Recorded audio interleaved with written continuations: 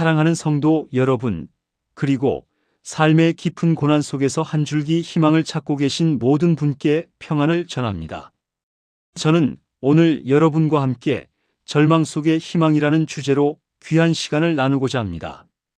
살다 보면 예상치 못한 시련과 고통이 우리를 찾아올 때가 있습니다. 마치 끝없이 펼쳐진 어두운 터널 속에 갇힌 듯 한치 앞도 보이지 않는 절망감에 휩싸일 때도 있지요.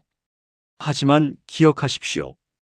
그 절망의 순간에도 우리를 붙드시고 인도하시는 하나님의 놀라운 사랑과 기적 같은 역사가 언제나 함께한다는 것을 말입니다.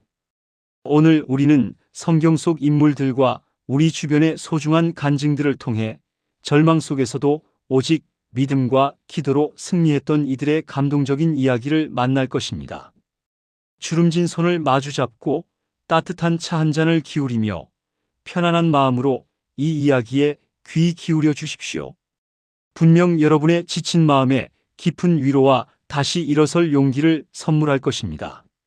사렙다 과부의 기적 마지막 한 줌의 밀가루와 기름. 가뭄으로 모든 것이 메마르던 시절 엘리야 선지자는 사렙다의 가난한 과부에게 찾아갑니다.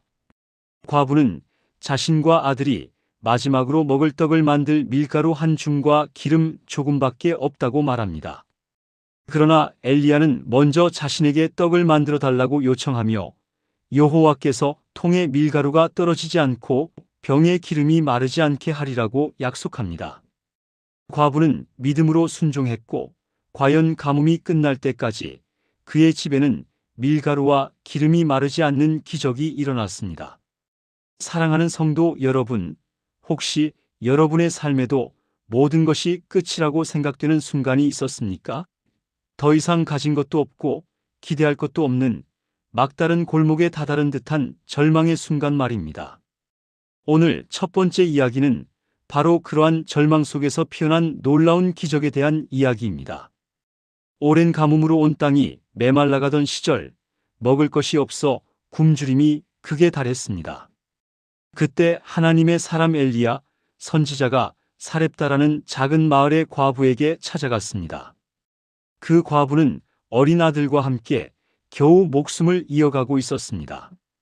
엘리야가 그녀에게 물을 한 잔과 떡 한 조각을 청하자 과부는 떨리는 목소리로 대답했습니다.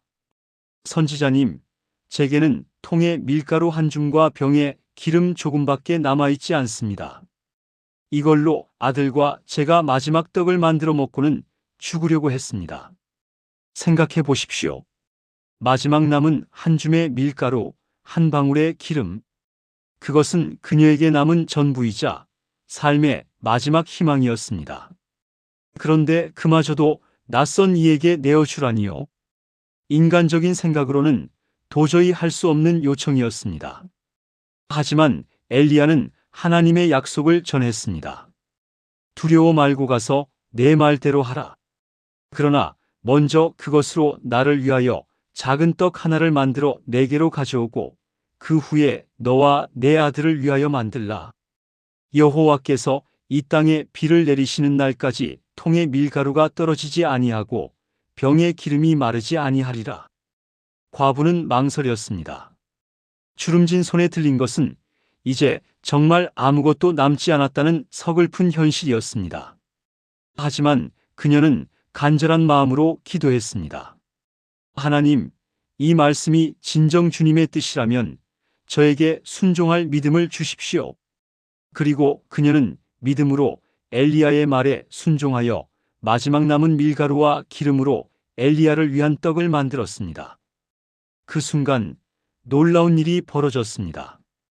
그녀의 통에는 밀가루가 떨어지지 않았고 병의 기름도 마르지 않았습니다. 비록 한 줌의 밀가루와 조금의 기름이었지만 믿음으로 드려진 그것은 놀라운 기적의 씨앗이 되었습니다. 마지막이라고 생각했던 순간 오히려 하나님을 향한 순전한 믿음이 새로운 희망의 문을 열었던 것입니다. 우리 삶의 마지막 순간에도 주님을 신뢰하고 그분께 내어드리면 부족함 없이 채워주시는 은혜를 경험하게 될 것입니다. 욥의 인내 모든 것을 잃었으나 믿음을 지킨 자. 욥은 동방의 의인이자 부자였지만 사탄의 시험으로 하루아침에 모든 자녀와 재산을 잃고 심한 병까지 얻게 됩니다. 친구들은 그가 죄를 지었기 때문에 이런 고난을 당한다고 비난했지만 욥은 이해할 수 없는 고통 속에서도 하나님을 원망하지 않고 끝까지 믿음을 지켰습니다.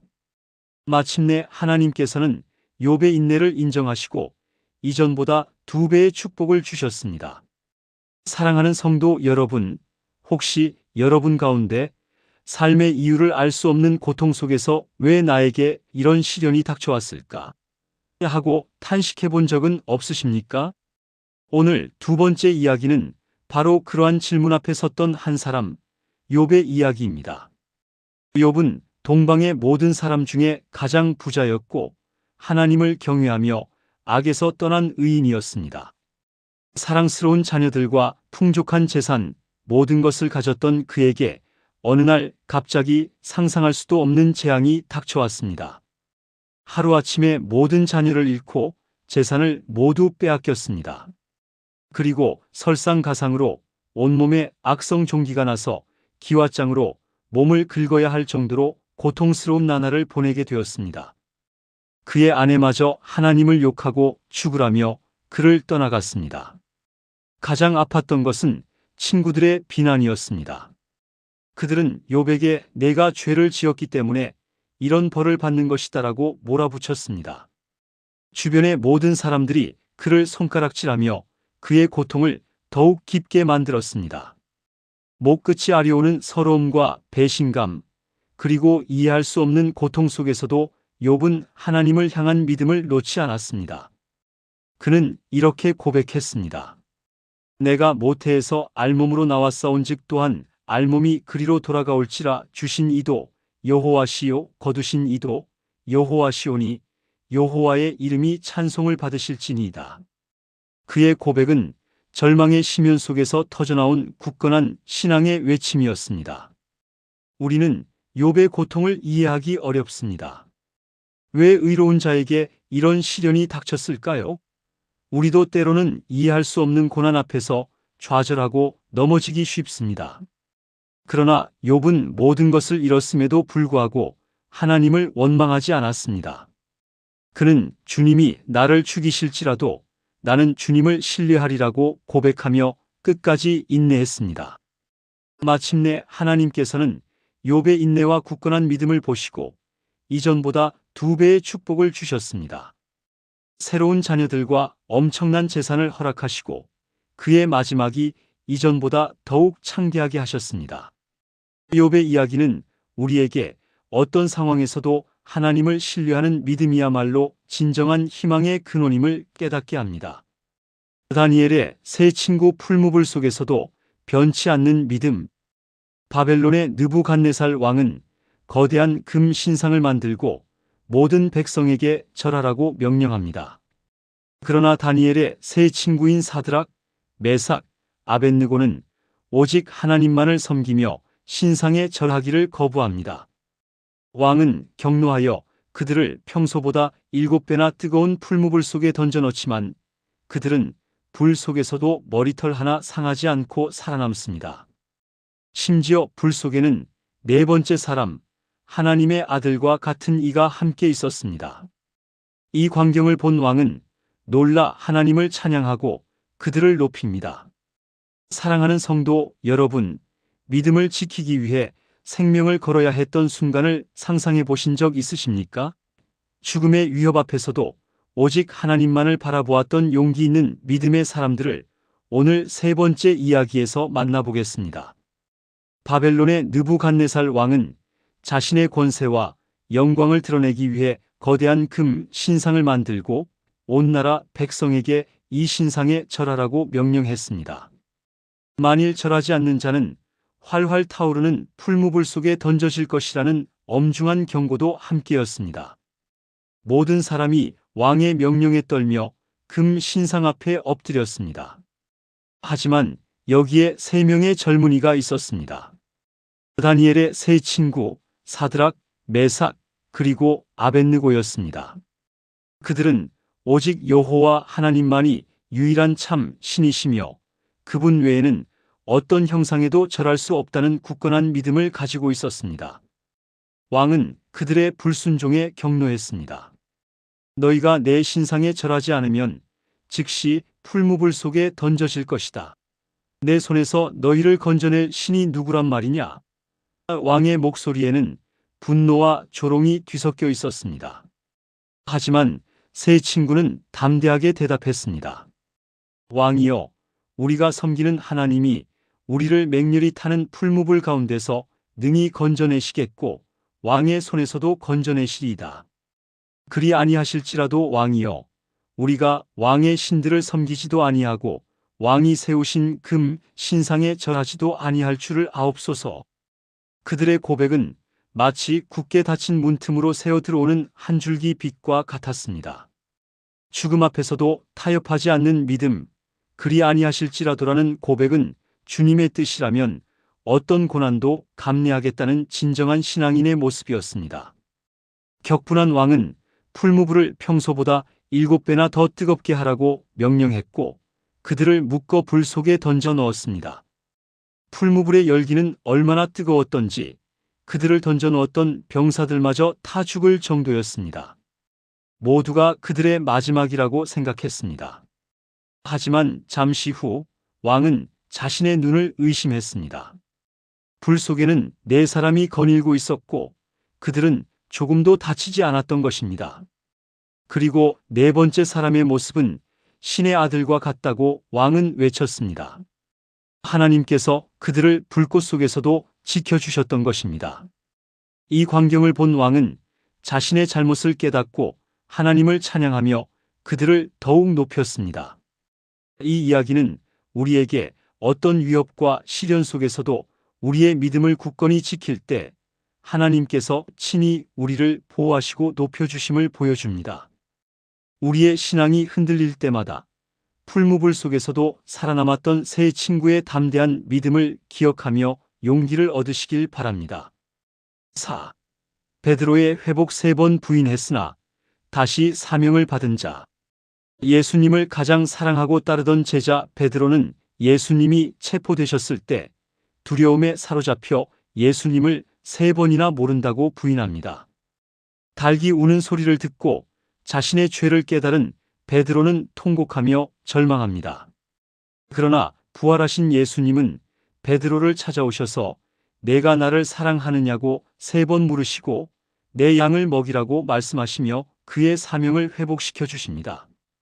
사랑하는 성도 여러분, 혹시 여러분의 삶에도 후회와 자책감으로 밤잠을 설쳤던 기억은 없으십니까?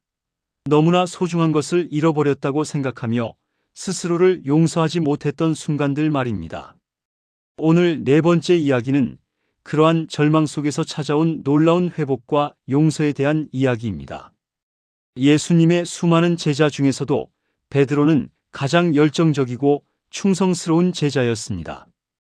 그는 예수님을 향한 뜨거운 사랑과 믿음을 고백하며 다른 사람들은 다 주님을 버릴지라도 저는 결코 주님을 버리지 않겠습니다.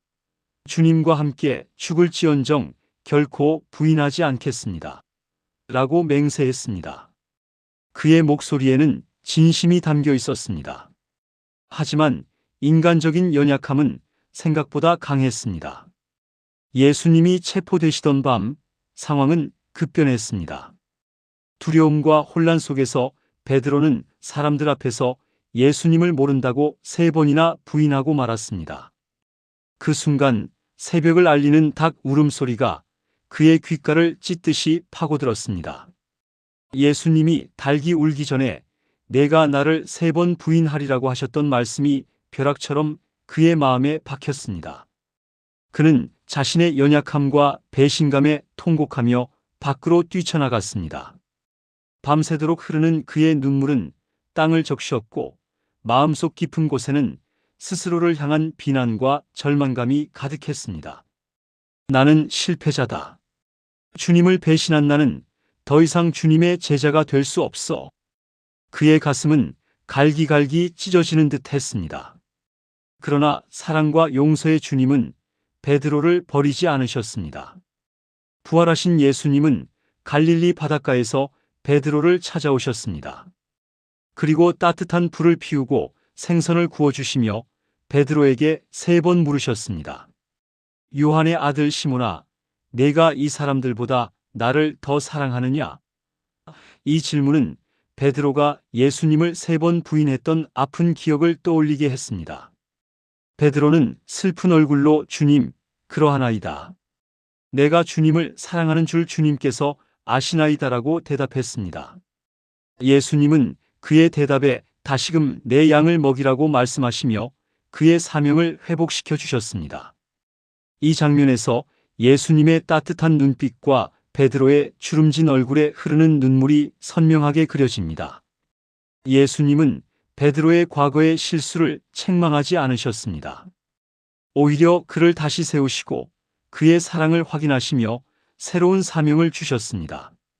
이 이야기는 우리에게 실패와 절망 속에서도 하나님은 우리를 포기하지 않으시고 우리의 연약함을 아심에도 불구하고 다시금 기회를 주시며 사랑으로 회복시켜 주신다는 깊은 위로를 전합니다.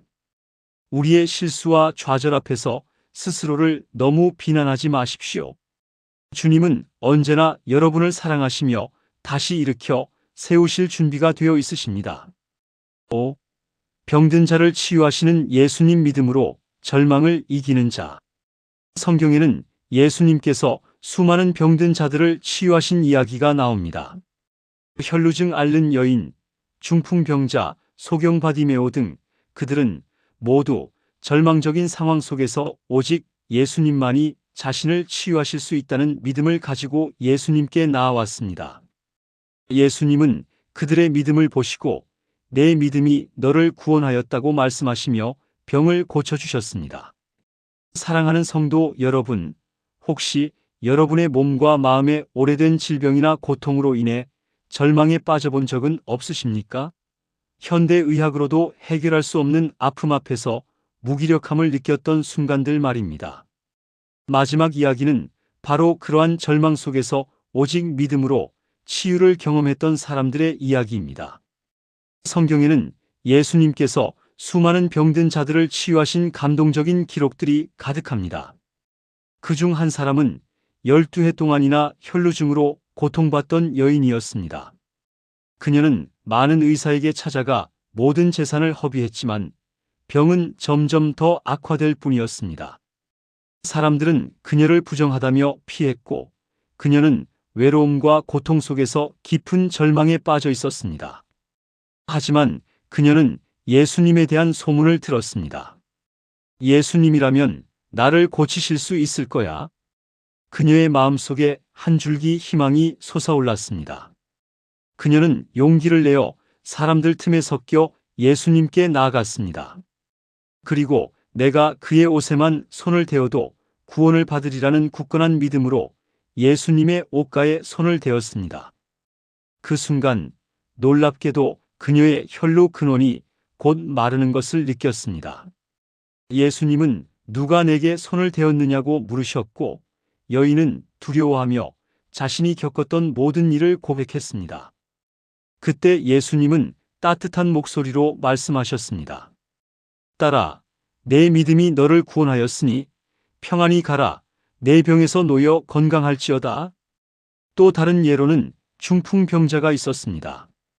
그는 몸을 움직일 수 없어 친구들의 도움으로 지붕을 뚫고 예수님께 내려왔습니다. 그의 친구들과 그 자신의 간절한 믿음을 보시고 예수님은 내 죄 사함을 받았느니라고 말씀하셨고 그에게 일어나 내 침상을 가지고 집으로 가라고 명령하시자 그는 곧 자리에서 일어나 걸어갔습니다. 소경 바디메오는 예수님이 지나가신다는 소식을 듣고 다윗의 자손 예수여, 나를 불쌍히 여기소서 하고 큰 소리로 외쳤습니다. 사람들이 그를 꾸짖었지만 그는 더욱 큰 소리로 외쳤습니다. 예수님은 그의 믿음을 보시고 그의 눈을 뜨게 하셨습니다. 이 모든 이야기에서 공통적으로 발견되는 것은 바로 믿음입니다. 이들은 모두 절망적인 상황 속에서도 오직 예수님만이 자신을 치유하시고 구원하실 수 있다는 흔들림 없는 믿음을 가지고 있었습니다. 그리고 예수님은 그들의 믿음을 보시고 기적을 베풀어 주셨습니다. 사랑하는 성도 여러분, 우리의 삶에 어떤 질병과 고통이 찾아올지라도 우리 주 예수 그리스도께서는 치유의 능력이 있으시다는 것을 잊지 마십시오. 믿음으로 주님께 나아갈 때 우리는 육신의 병뿐만 아니라 마음의 상처까지도 치유받고 새로운 희망을 경험하게 될 것입니다. 주님의 사랑은 언제나 우리를 치유하고 회복시키십니다. 사랑하는 성도 여러분, 오늘 우리는 사렙다 과부의 순종, 욥의 인내, 다니엘 세 친구의 담대함, 베드로의 회복, 그리고 수많은 병든 자들의 믿음을 통해 절망 속에서 피어난 놀라운 희망의 이야기들을 함께 나누었습니다. 이 이야기들은 단지 먼 옛날의 이야기가 아닙니다. 지금 이 순간 삶의 무게에 지쳐 힘들어하는 우리에게 따뜻한 위로와 용기를 전해주는 살아있는 메시지입니다. 기억하십시오. 우리가 가장 절망하는 순간에도 하나님께서는 우리를 외면하지 않으십니다. 오히려 그 절망의 한가운데서 우리를 만나주시고 우리의 눈물을 닦아주시며 새로운 길을 열어주십니다. 우리가 할 일은 오직 주님을 향한 믿음을 굳건히 지키고 간절히 기도하며 그분께 모든 것을 맡기는 것입니다. 주름진 손을 모아 기도할 때 우리는 상상할 수 없는 하나님의 능력을 경험하게 될 것입니다.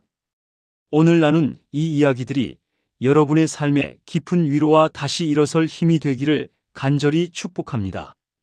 어떤 고난 속에서도 희망을 잃지 마십시오. 우리의 삶을 이끄시는 하나님은 살아계시며 그분의 사랑과 능력은 영원히 변치 않으십니다. 다음 시간에도 귀한 말씀으로 다시 찾아뵙겠습니다. 평안하십시오.